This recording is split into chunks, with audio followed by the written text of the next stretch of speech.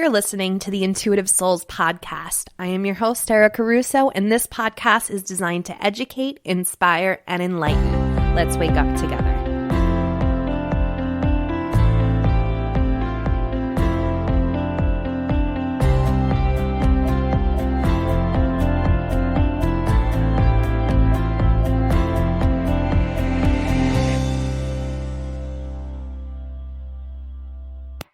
Hey guys, and welcome to the Intuitive Souls podcast. If this is your first time tuning in, welcome.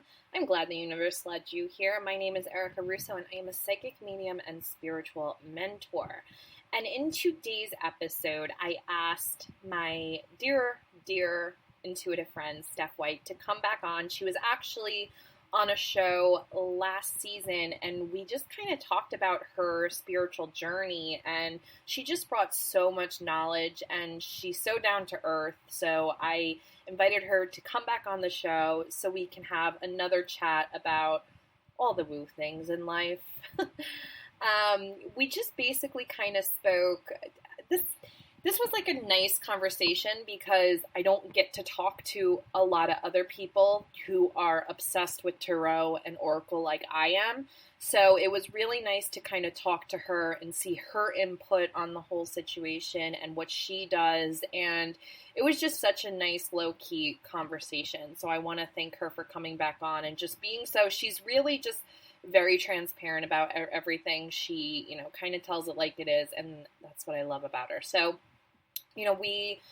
this was really, we kind of went all over the place, I guess, but we've had a main focus on talking about tarot or tarot, whatever you want to call it, and oracle decks. So be sure to check out this episode, especially if you're like starting off and intrigued by, divination or, want to know the difference between tarot and oracle, because we definitely touch on that. So I hope you guys enjoyed the show. I will see you next week. And yeah, let's check it out. You guys, today I have the amazing Steph White from 1111 Tarot Babe here on Facebook. And she was actually a guest last season, but I asked her to come back on because she's just a wealth of knowledge. And I got such great feedback from all of the insight that she brought to the show. Steph, thank you so much for coming back on. Oh, thank you so much for having me again. Yeah. Oh my gosh. So today, we spoke briefly about this before, but I really wanted to have a conversation. I've been wanting to have a conversation about the difference between tarot cards and oracle cards, because many people don't really know the difference. And I want to kind of get some insight on how you use both and, what you prefer, maybe some decks that we can kind of shout out that we both like and, all of that. So why don't you go ahead? First off, let's just kind of give a brief history on both of them because I don't think, let's just go for it. So what is tarot for you? So tarot is going to be the story, the fool's journey. It is something that has been around. The philosophy of it has been around for a very long time. The cards came out, I would call it fairly recent in the scheme of history, Mm-hmm. But it is, to me, when we're talking tarot versus oracles, tarot is the standard. I would just say because that. Yeah, just because tarot is it's about divination. It's about telling, quote unquote, the future. It's about giving different perspectives. Now, oracles are very different because tarot is tarot. That is what it is. It's almost like, and I see, I go back and forth between these explanations. The cards have their meanings. There's a history behind them. There's a lot of books dedicated to that. So tarot is tarot. Oracles are coming from the individual that's creating them. So right. Oracles can be anything, really. There's so many different types of oracles decks because it's based off of somebody's own creation or usually multiple people's creation. Versus tarot is tarot. So I was going to say almost like tarot is like astrology. Astrology is astrology, but it's not the same thing because tarot there's a lot more intuition involved and channeling versus astrology, which is, there's still some of that, but it's, that's even more defined type of work per se. Right. So tarot to me is fantastic regarding divination, and trying to get details about what's going on in a situation, trying to see some of the smaller bits and pieces, moving pieces. And a lot of oracles, or I'm kind of like jumping the gate here, aren't I? But like a lot of oracles are like very, they give more of a general energy, and it depends on the oracle, because there's some oracles that are actually specifically for like answering yes or no questions, like there's the angel answers deck. Yeah. But most decks, at least the ones that I have, are really broad, so you're able to get, they kind of I feel like bring the color to the reading, and tarot brings the details. Yeah. Tarot brings out the like what's the meat, and then you get the coloring. So I really like tarot. Is just I couldn't whenever you were saying which do you prefer or whatever, I was like, I'm not gonna be able to answer that, because they're two different entities. They're two different entities. So a little bit about tarot, because I'm sure you get a lot of people that come to you and, they ask for a reading or something. And then you're like, well, what do you want? Do you want oracle or tarot? And they just don't know the difference. So tarot is really, it is such an incredible thing. I can't get enough of tarot. I love studying it. I love learning the history of it, because really we have no clue where the tarot came from. We have hints, some people say the Egyptians, some people say otherwise, but we really don't know where it originated from. And the tarot has just been around for centuries. And really, at the end of the day, tarot, and I always like say it this way, the tarot is all the ingredients of the full recipe, where oracle is kind of a one-stop shop frozen dinner message, right? Like that. If you were to just lay it out, tarot, a tarot deck versus an oracle deck, I would agree with that. Yeah. And with tarot, it's just, I already had a conversation about tarot, but tarot is such an incredible thing, and I think that it takes a person with a lot of patience and just has a certain draw to tarot to be able to really create and cultivate a relationship with tarot. So, for you, when did you start really diving into your tarot journey? So I started learning very slowly about tarot since high school, but I didn't get hyper focused into like really studying it until like 2016.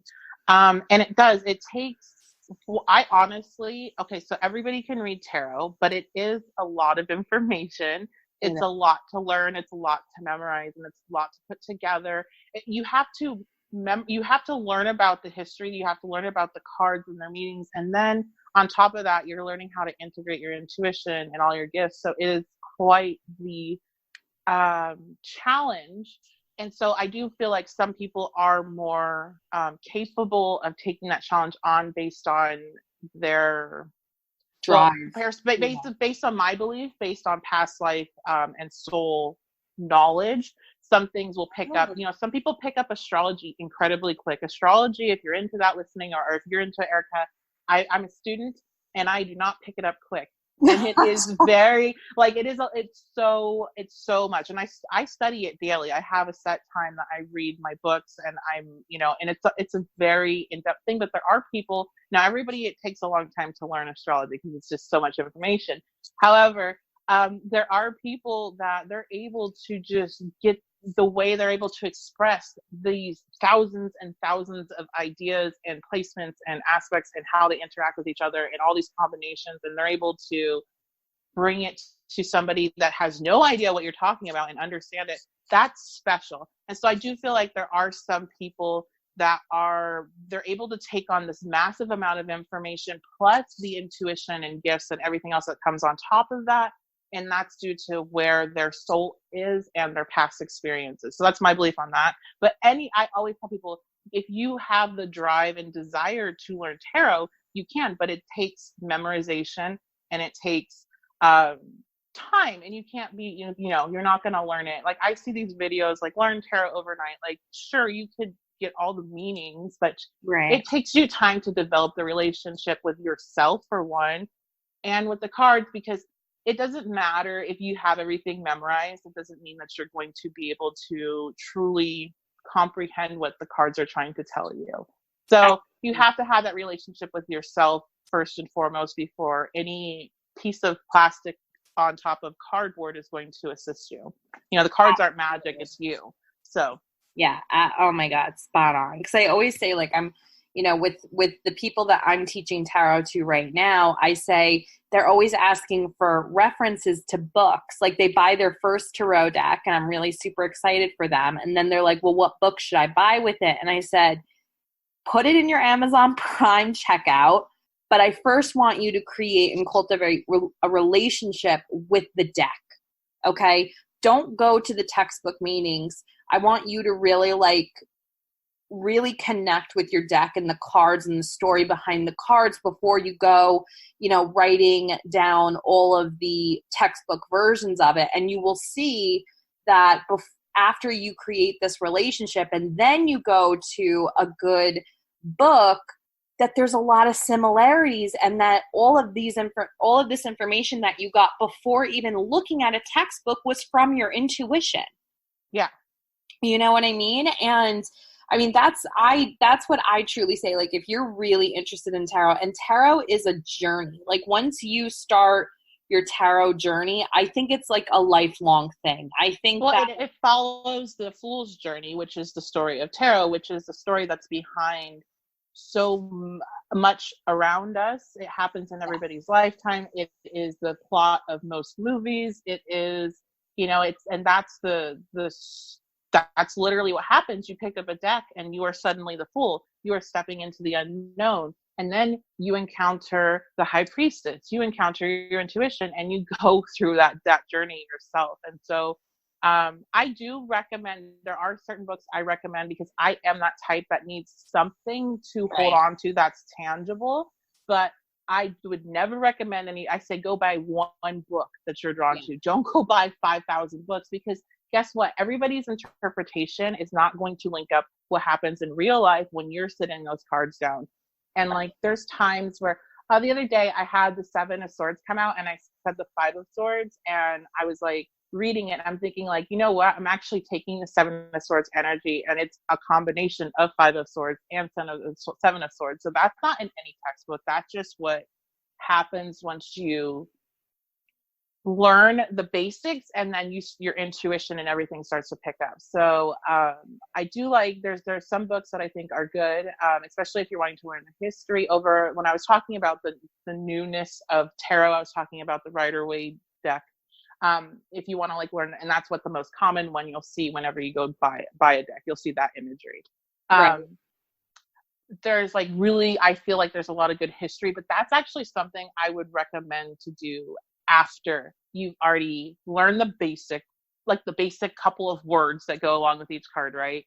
And then you're doing your intuition, you're working on that, you're connecting the cards to things in your real life and how you can understand it and perceive it through like what has happened to you. So like the 3 of Swords, that's like a super easy card. You show that to anybody, you're like, what is this? And this is like somebody's, hurt somebody's heart, broken their heart. You can relate that to your own experiences. So you go through, you do that with the cards, and then you can get this book on the history of, this particular artist and how they created it. And there's like, while like it's still somebody's perception of what's already been around, it's really actually for the Rider-Waite deck. I don't know if you've ever looked at that history specifically. There's some stuff that's incredibly cool with how like the artist, the woman that created the imagery, she created an image where it was like a statue in the image, and that statue and I don't remember what card it is, but that statue did not exist at that place, but later on, like not that much later, but later on, somebody else created a statue that didn't know about the deck or that image or anything.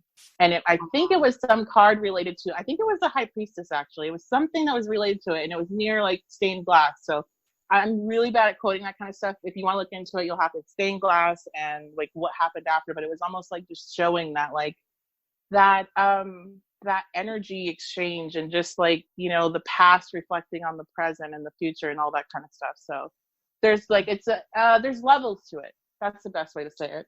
Yeah. There's levels to it. So don't rush yourself if you're new and start to feel like you have to learn everything and get every book and get everybody's philosophies. Like, you know, pick one thing and then go from there. Right. And another thing with the tarot is like, we have to remember when it comes to tarot, even the books that we read that are all about tarot, that claim to be like the best book for tarot, we have to remember that these are just everyone's opinion. There is no Bible for tarot. There is no, like, it is not, there's no logical book that you can get that gives you the exact meanings to every card, because I truly believe the imagery, the symbolism, the numerology, there's aspects of astrology within the cards as well. They were literally created to make you get into your intuition and trust what you are getting. Yes. You know, I truly believe that, because if you really study the imagery within the cards and just the tiny little symbolisms, like there's a lot of cards that have mice in them, you know what I mean? Like to the corner or something like that.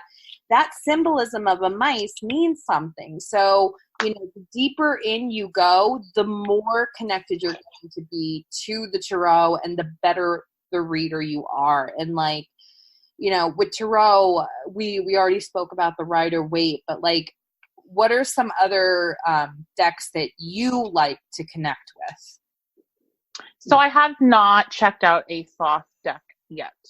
Okay. I'm going to, but I just haven't. I wasn't drawn to it.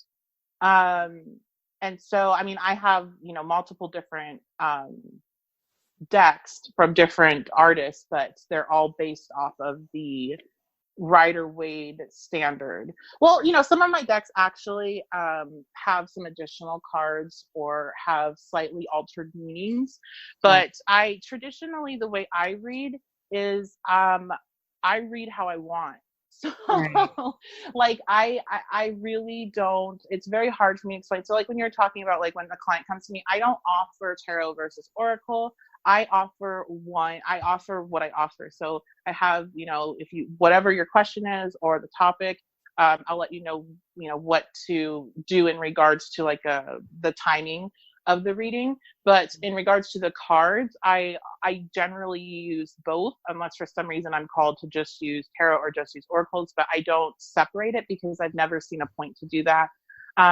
When I'm laying down like my cards and I'm telling my story, that's what it is. I'm looking at the cards and I'm looking how they're touching. I'm looking at the colors.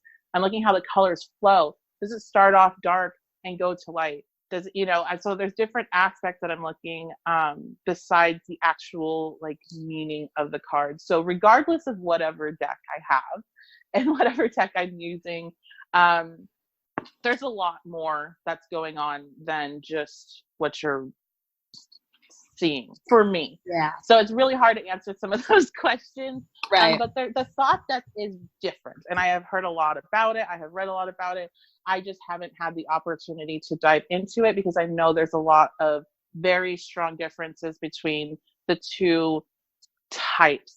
So, but I do have a lot of different oracle decks that I have like preferences to and use a lot. So that I can definitely dive into with you. Right. No, definitely. Like, you know, trust me, I know with like tarot is really hard. Like I have learned, because do you know the Wild Unknown deck? Yeah, I have that one. Yeah, I love it. I love the imagery. I love the colors and stuff, but it's very hard for me to connect to it on an intuitive level. And Are you meaning like based off of the imagery. their meetings? Oh, the imagery. Yeah. Yeah, it's one of those that it has to be the right reading. It has to be the right person or the right topic or something. Yeah. Exactly. Like it's not, it's not one that like I think I did it with one reading and I just wasn't really connecting with it. And then, I just kind of stick to the basics. Like the Rider Waite is really, really, I connect pretty well with it. And then the Alice in Wonderland Tarot deck is something that I connect well with. But yeah, Oracle is something, if you are kind of intimidated by tarot, first off, you shouldn't be. But like, I think that like Oracle is a lot easier to read. Oh, yeah. And there's nothing. There's usually not scared. There's usually not like a death card, and that's what all the new people are terrified to see. And it's so cute and funny. Right. But it's understandable. I'm always like when the death card comes, I literally look at my client and they're like a ghost, and I'm like, I am so excited for you. Yeah, because it's always like it's always something that's a new beginning, and it's always something that is bringing change, and you're ready for it, even if you don't think you are. And so that's what the great thing about oracles is that usually they are going to be very positive for all the cards. And so that's why it doesn't make it a very good tool for predicting what's happening, because reality is it's not always sunshine and butterflies. But oracles, I feel, are so amazing for self-improvement, and for, you don't even have to necessarily believe, and I'm sure if you're listening to this, you do believe in it. But let's say you ran across this and you're new and you're not really sure how much you believe in what's happening with card readings. Oracles, even if the most random person, to get a message once a day to pull a card for yourself with an inspirational message or for a thought for you to kind of think a little bit more on and see how it reflects in your life, I think are super, that's just like one of those little calendars with quotes on it that you pull off every day, right? Right. And so I have before I got a tarot deck, because like I said, I had been studying tarot since high school, the meanings, but I didn't get a deck because, as we talked about in my first podcast with you, I was raised Catholic. Well, I picked to be Catholic at a semi-young age and was very in that. And so I was very terrified of tarot, even though I was very drawn to it. And I thought I would be devil worshiping by actually bringing a deck into my house. But I used to study the meanings and like read about it online and in books. I just was like, oh, I'm going to bring the devil into the house if I bring in a deck of cardboard plastic coated cards. So once I got past that, I actually still had reservations whenever I went to dive in to study it on a real basis. So I was studying it before I had an actual deck still in 2016. I got oracles first. And my very first oracle was the Magdalene Oracle by Tony Carmen Salarino. And I talk about this like, I swear, I feel like I go on about this every time I go live, or I like every other recording on YouTube, but it is one of my favorite decks. It's like, I walked into a local shop and I was on the full moon, and I said, I've been coming here since I was in high school, but I never bought anything, and I know there's something here for me to get. And I told the counter clerk that, which I was not that kind of person at that point yet. So that was a big kind of like weird moment for me. And then I grabbed the deck. I was just drawn to it. And the opening lines in the description of the deck were like, it was written for me. And so I always recommend people, like when they're wanting to go get a deck, or they're wanting to try out tarot, I say the same thing, like try an oracle deck first, especially if they express any type of fear towards tarot. Right. And to go into, if you physically can, and if it's in your area, go into a metaphysical shop and see what your eye is drawn to and what you are being called to, because that's going to be the most powerful thing you can get. And that can come with the same thing when I tell people about books, like go see what you're drawn to. Right. Because I could have went and got a recommendation from, one of my other friends that was already well into this and say, hey, what deck should I get? And would have got, a deck she recommended, which I would have been like, this is not for me. Because I she was like, if she would have probably recommended some chakra thing, and I wasn't at that point yet. But Right. I ended up being drawn to this Magdalene Oracle, which I was Catholic. And so I felt a lot strong connection to Mary Magdalene always. So it was kind of a nice introduction into everything, making me feel more comfortable with everything. And that's really important when you're learning all this, is to feel comfortable. And it's so beautiful. Like for about 3 months, I would just sit there every morning, and this was during a very hard time in my life. So try not to judge too much, but I would sit there every single morning and pick a card and then just sob. I'd shed. I was shedding so much. I would just sob, and I would just read the message, and it was so applicable to whatever I was going through and my emotions. And it really started my personal development, which eventually led to what I've created now. So, I cannot go on, obviously, as I've been talking all this time, enough about the power of oracles for people that are new and are scared, but have always had that calling. You want to know a really cool story about oracle cards? Yes. So I went to my local, a friend of mine, we got very close, and she was I kind of opened her eyes to this whole kind of new age life. And we went to our local store, our local new age store. It's a very tiny cramped store. And she went, and we're looking, and I'm literally sitting on this tiny little sofa with our boys while she's looking at the small section of oracle decks. And literally with my eye, because she said out loud, she goes, I don't know where to start. And literally a deck falls down. Oh, wow. Her hands are nowhere near it. Her hands are nowhere near it. And we just both kind of looked at each other, and we were like, well, that's it. And it was the Sacred Traveler deck. I've never heard of that. It's a really, really amazing deck. It's a beautiful, it's a really nice deck. I don't have it because I felt like it was made for her. I think it's by someone named Denise Lynn, but it shows a beautiful story. And it was just kind of because it was really our first experience together in a store like that. And it literally, I saw it with my own eyes. It just popped out and fell down. Her hands were nowhere near it. So that's it's like when you and I run, the Facebook group I run, and since we've talked before, I've added on a lot more work for myself. And in my other group that I run, people want lists of books and cards and tools and things that they should get. And it's no, go out. I want to just push people out. Go out and explore. Go out in person if you can, even if you can in person, because I know there's these patches of, especially in the United States where you might not be able to have any access to that type of stuff. Even just exploring, when you explore online something you don't know, that's still having that moment of opening the door and just seeing what there is. So you doing that, me telling you to buy something, takes that entire experience away. If you just told her what deck to buy, you guys would have never had that experience together. Exactly.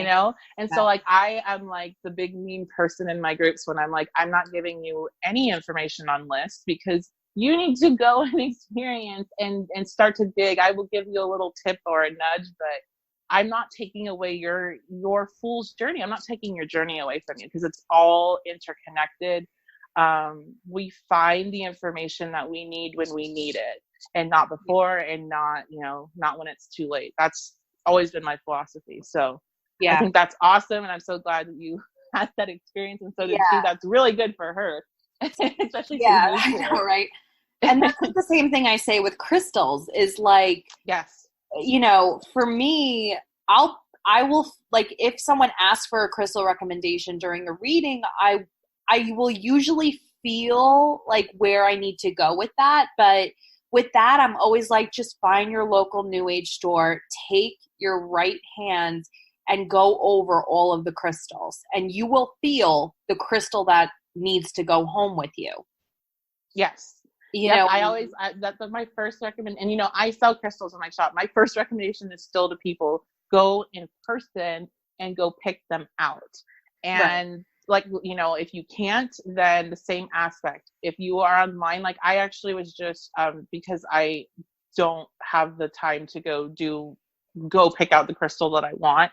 Like the shops I know already don't have what I'm looking for. And I have a Facebook friend that I'd like to support, and she has a crystal shop. So I asked her to send me the images of the individual options she had. And so she sent me like 12 images, they're all sitting there in the messenger box. And one of them literally, like the thing just jumps out. And so it's like, you can still have, if there's some reason that you can't go in person, you can still have these experiences online, but you need to see where it is that you're being pushed to, not somebody else's recommendation. Right. So I always say with starting out, though, it might be good to start out in a physical setting. Yes, absolutely. You know what I mean? If but you can. Yeah, if you can. If not, that's no big deal. Like, there's so many people out there. Like I said, like Steph has crystals in her shop. All of her information is going to be provided in the show notes and everything like that. I always say to go to someone that you trust. And if this is like totally new to you, just go by your intuition, or just look at the Amazon reviews or the Etsy reviews and stuff like that. Because unfortunately, there are people out there that are selling crystals that aren't of the light, should I say. Yeah, there's a lot of like fake things that come out. So my recommendation with that is, and I didn't realize there were so many pockets of our country that there are absolutely no access to metaphysical things at all until I started running Witchy Inc., where people were saying, well, I can't go in person. What am I supposed to do? Right. I'm like, wow, that really is awful. Like, I can't imagine. But what I recommend for any of those things is, if the price looks too good, it's too good. Okay. Right. So like, people are not, some people are making a lot of money selling crystals, but most people are not. And if your pricing is so low, you have to wonder, is this something that's painted, or, things like that. So if you can look up, what I would recommend is, when you find something that you really like, you're really drawn to, look up that crystal, what it is, and look up, the properties behind it and some of the pricing. And if it seems off, then it might be off. But you can usually look at reviews and reach out to your friends. If you have any friends that are in the metaphysical stuff, they probably are going to have shops that they have either looked at or worked with, or they might even have something themselves. So I always recommend that. Like, I'm so excited to get this jewelry that my Facebook friend makes. So, and I wouldn't have found that, if I didn't reach out to her. So definitely, communicate with other people, and I don't know, follow your soul. Right. Follow the niggle. That's what I always say. Yeah. I always and I feel like I'm frustrating people when I tell them that when they are brand new, because I get so many people that are literally, these are just fresh off the, maybe Christian train, or fresh off the nihilistic train. They are finding my page. They're like, I don't know anything about this. Tell me what to do. And they're coming from that like school book, textbook, religion. We do this, and this, and then you get this and this and this. And it's like, no, like, this is the time that you're listening to yourself. You came to me and you found me because you listened to that calling. So keep doing that. Like, you don't don't like keep listening to every little thing I tell you to do. Okay. Right. Exactly. So let's talk about Oracle decks for a quick minute, and let's just give some of our favorites. I don't want to say recommendations, because I feel you on, like, as far as like divination is concerned, I don't give recommendations. I really don't. I promote that Magdalene Oracle a lot, just because it's so powerful in my opinion, but it's probably just my bias. So is that the Mary Magdalene one from Doreen Vorchuk? No, it is Tony Carmine Salarino. Okay. They don't have, this person doesn't seem to have that many decks, so it was just like, I've seen it on Amazon though, so you can get it there. Magdalene Oracle. Oh, here's a little tagline: an ocean of eternal love. And the reason why I particularly recommend this one a lot is because it is, and this is going to be geared towards clients that are, identify as female, and they identify with having very difficult relationships and very kind of toxic situations, and that type of thing. This deck seems to be incredibly geared towards that type of person, and kind of reaching in and pulling those aspects out and laying them out for you in a gentle way. So that's why it made me cry so damn much. So I always recommend it when I have people coming to me for particularly painful relationship situations and where it's really stemming from some self-worth issues. So that's why this is the only one that I'm like, yes, get this deck. You know, if you resonate with that kind of energy. But there are decks that are just personal favorites of mine, just because I like them. So yeah, I definitely like the Work Your Light Oracle. I'm sure you have that or know it, by Rebecca Campbell. Oh, that's one of my favorites. Yeah, I love it. It's so pretty. First of all, she has another one coming out. I found that out when I was, browsing. She has one on pre-order right now on Amazon. So you could probably check that out. Let's see. I also, like I said, I'm a student of astrology. I've been studying astrology, natal charts, all that synastry, composite, all the aspects of astrology for about a year now. So I am starting to get some cards that kind of go along with that, just to enhance my readings and make my brain practice. So there is a Black Moon Astrology card deck by Susan Shepard that's absolutely gorgeous, and it has all the signs, the planets, and some different aspect patterns that are important in astrology. So that can help people with that are, if you're into astrology already and you're wanting to learn tarot, definitely get this deck or something like it, because it's going to help you bring those two things together, which tarot and astrology go together incredibly well. Oh yeah, I was just gonna say that. Yeah, I actually work with an astrologer. If you have checked out my YouTube channel, I work with an astrologer that we do tarot. I do tarot and he does the astrology aspects, and I'm drawing live and you're seeing how everything is matching. So it's pretty cool. Yeah. We didn't do that this month, but we have ones before, but this month got busy. And then my newest favorite is one that I actually got gifted to me on my gift list and from a client and friend, and it is the Goddess Power deck by Colette Baron Reed. It's so pretty, first of all. Like, the art is so beautiful. I am gonna be honest, I didn't really like the book that came with it, just because there's nothing wrong with the meanings behind the cards or the goddesses. It just was not my style. But the imagery and the aesthetics, and the fact that these goddesses have come in different ethnicities, really makes me happy. And the wording, the words that are used, the element it brings to the readings was actually incredibly, I didn't suspect it to be that powerful to me. So I would right now, and I have a problem picking favorites. I have, a Gemini moon and rising, so I have a problem with picking. But those are my favorites right now. Oh, and actually, since you brought up the tarot deck by what is it? The Unknown tarot deck. I really like her other deck, the Animal Spirit. Okay. The Wild Unknown Animal Spirit. So that's an oracle, and it's one that it's actually really hard. I have not been able to memorize it. I don't know why, but I cannot memorize it. But yeah, it's really like it adds a whole different element when you're doing a reading. I would definitely recommend that to people that already, have the tarot down and are kind of well into this. I like it a lot. It definitely helps more than I feel the imagery of her other deck. Yeah. Yeah. I mean, like I said, guys, just listen to what we have to say, but don't make it Bible, because the Wild Unknown, I have seen people do some beautiful readings with that deck. For me personally, I don't connect with it that well. And that's what actually a lot of people, it's either they love it or hate it, what I've seen in the community. They either like, it's the most amazing deck ever, or they're like, oh, it's just really not for me. Right. But the one thing I actually forgot to mention when you were bringing that up is the one thing I love about that deck is it taught me a different idea about the Ace of Pentacles. I used to always see the Ace of Pentacles not really having to do much about relationships per se. Like, I would be like, okay, I would put in my little spin. For some reason, that imagery of the card for the Ace of Pentacles just shoved it in my mind about a seed being planted for a relationship, depending on the rest of the cards, of course. But it took that card for me to get that to click in my head.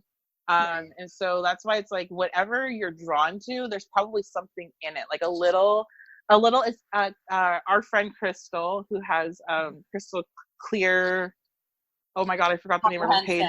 Like, yes. But she always says it's the post-it notes from our future self. It's like these little clips and things and books and other people's words, or just like, you know, not other people's words, but like a recording that we're drawn to. It's these little things that give us those downloads and those inspirations. So definitely follow your soul. If there's something that you hear that we like and you're like, yeah, that sounds cool, then maybe there's something really in it for you. Of this like information in the show notes. So before we head out, I want to give some of my favorite oracle cards that I really enjoy. And one of them, it's so funny that you talked about the guidance cards, because the goddess cards, because it's really been one of my favorites. It's the goddess guidance cards by Doreen Virtue. Not a fan of Doreen Virtue, but these cards, they're just so empowering, so beautiful, and really just bring, you know, just like the other cards, like from Collect Baron Reed, they bring a lot of different ethnicities and princesses, goddesses into them. And they're just such empowering stories. And Mary Magdalene, you know, makes an appearance in them as well. So that's definitely a deck, and those are very readily available. And then the Work Your Light is obviously, the imagery is just so pretty in the Work Your Light deck. And I am so excited that you told me that she's making another deck. Oh my God. Oh yeah, it's on pre-order, so. Oh my God. I have to go get it. But there's other ones. I actually just started really loving the Angels and Ancestors deck by Kyle Gray. I was just looking at that. I was going to throw that in at the end. I'm at my desk right now looking at that. So yeah, I agree. I actually, and the same thing, I've had it for a while and I wasn't really into it. And then all of a sudden I started to just really get into it a lot more recently. Yeah, I really, that was funny that you say that. That's so weird, because I got it and I didn't even I got it and it just stayed on, you know, my shelf for until I even cleared it or anything. But once I really connected with it, I really enjoy just what you learn from it. You know what I mean? Like the images and everything, because he really associates a lot of nature into the cards, and it's a different approach, so to speak, and I really love that deck. And this deck seems to give more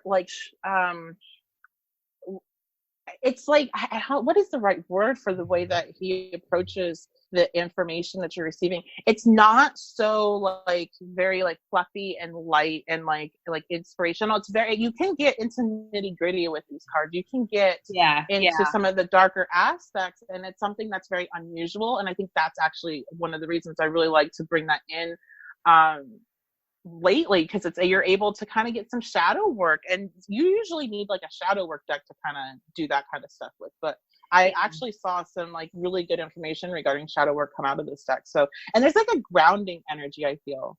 Yeah, it's it's just very earthy, grounding. Yeah. Right. Yeah, it's very, very grounding, and I do like it because, like you said, it's not as inspirational as the Goddess Guidance cards or the Work Your Light cards. This is very a lot of the cards call you out on your shit.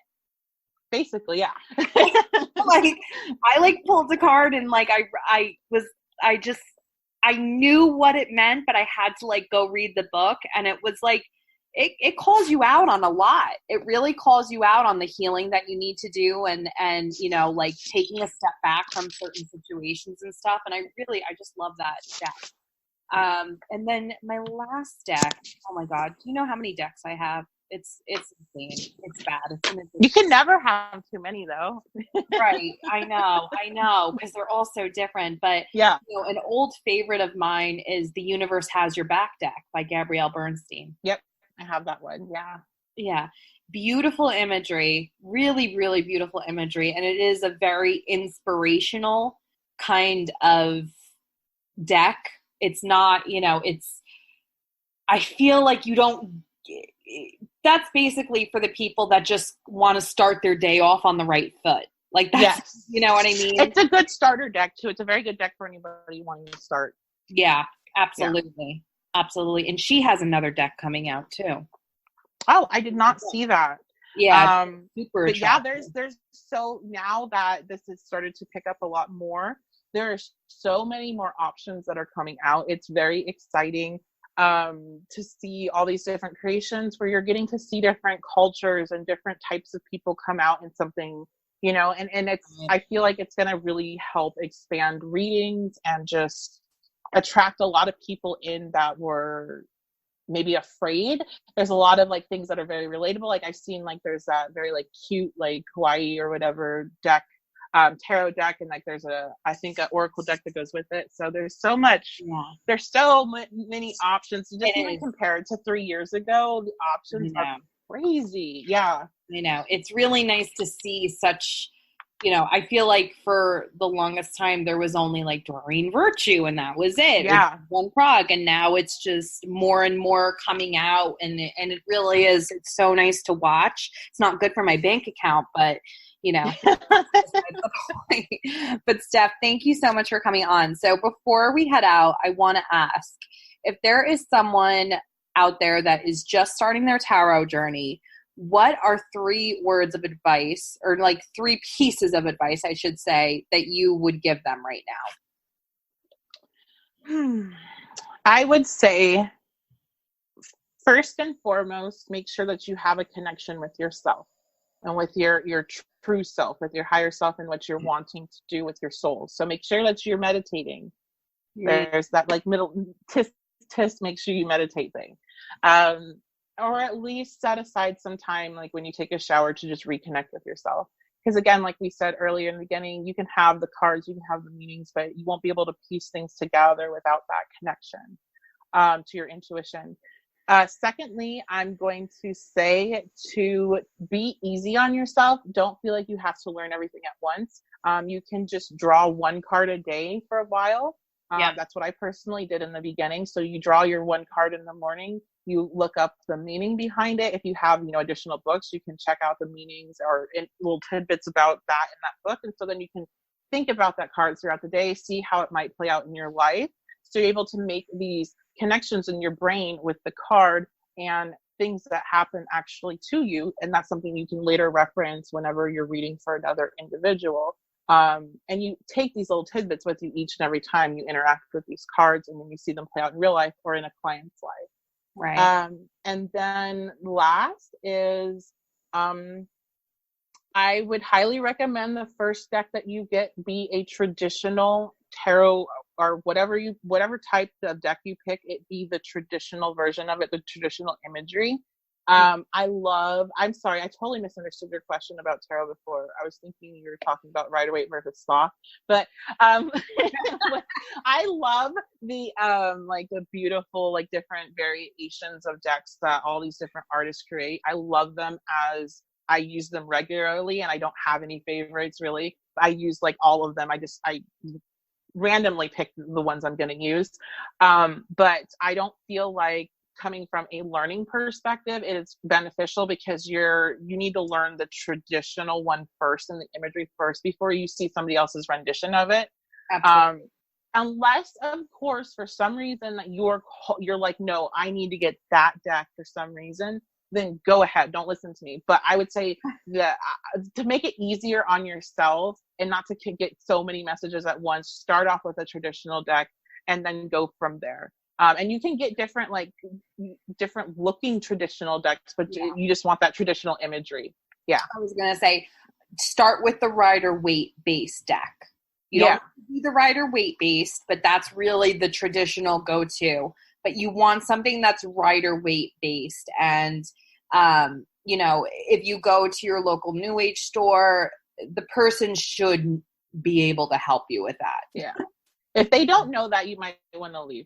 Yeah, exactly. Just go to that's going to be your least expensive option. I know, because I send this link out a lot on Amazon. You can get a traditional deck, the Rider-Waite, for, I believe it's $11.99, and that's a lot cheaper than somebody's, an artist's rendition are usually going to run $40-$50, some of them. So, definitely start out. save your money. Don't go, and I'll just throw this in, my one piece of like advice for trying all this out, don't go buy like a billion books about it, because you just need one, if that. Okay, just don't waste your money or your time. If you want to buy extra books, once you know, like, I love buying books, so I still buy books about tarot. Like, you know, that's fine, but I'm just talking like, don't feel like you have to do that. So that would be my 3. Yeah, that I agree with those. Those are good ones, especially with the books. Don't go crazy, because you're going to drive yourself crazy with them. Yeah, I always said, like I said, I don't like giving tarot book recommendations, because there's just so many, and most of them are really great books. But I know that Eden Gray's books are really good for tarot. I think she has like 2, but you know, maybe start there. But yeah, that's about it. Steph, thank you so much for coming on. Thank you so much for talking tarot and oracle with me. I really appreciate it. You guys, all of Steph's information is going to be in the show notes or in the comments or wherever you are, you know, seeing this. So Steph, thanks again for coming on.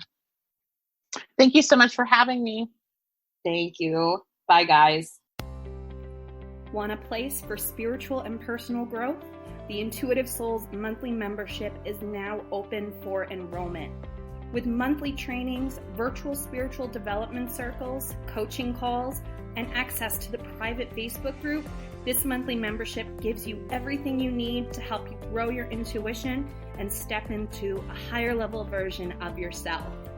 Now is the time to take your quirks and turn them into your superpowers. This monthly membership gives you a safe place where you can practice your intuitive and mediumship skills with like-minded, soul-driven sisters. Enrollment is only open for a limited time, so be sure to head on over to ericarusso.co to sign up today. I can't wait to see you there.